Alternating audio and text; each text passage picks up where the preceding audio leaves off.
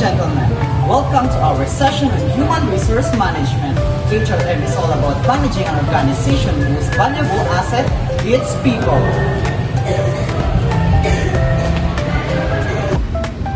It involves various functions including recruitment, training, performance management, and employee relations.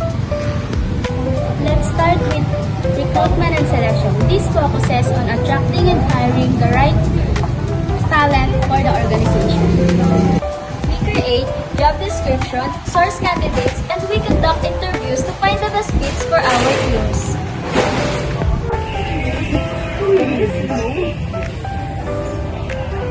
Next is training and development. Once we hire, we focus on enhancing employee skills through trailer training and programs. Learning development specialists. We organize workshops and provide resources to help employees grow in their roles and advance in their careers. Performance management is another critical condition. It involves setting clear goals and conducting regular evaluation to help employees succeed. Constructive feedback is essential. It helps employees understand their strength and their improvement. Maintaining positive employee relations. We address concerns and maintain conflicts to make a positive, healthy work environment. Open communication is key for collaboration and trust in the organization. Compensation analysis. Compensation and benefits are also crucial.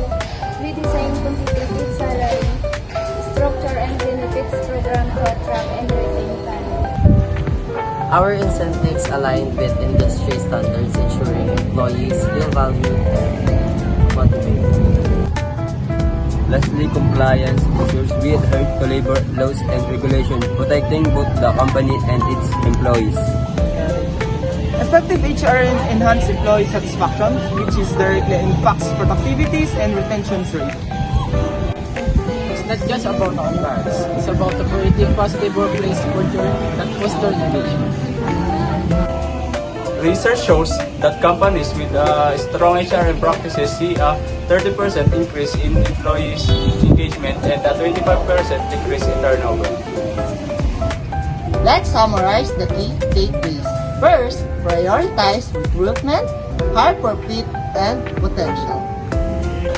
Second, invest in development. Continuous learning is essential for growth. Third, foster communication. Encourage open dialogue and feedback among teams. Fourth, recognize contributions, acknowledge and reward employees' effort to boost their morale. Finally, stay compliant. Keep up with labor laws and regulations to protect your organization.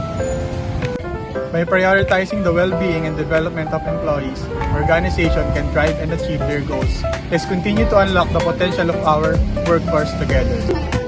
Thank you for joining us today. Remember, human resource management is not just about processes, it's about people.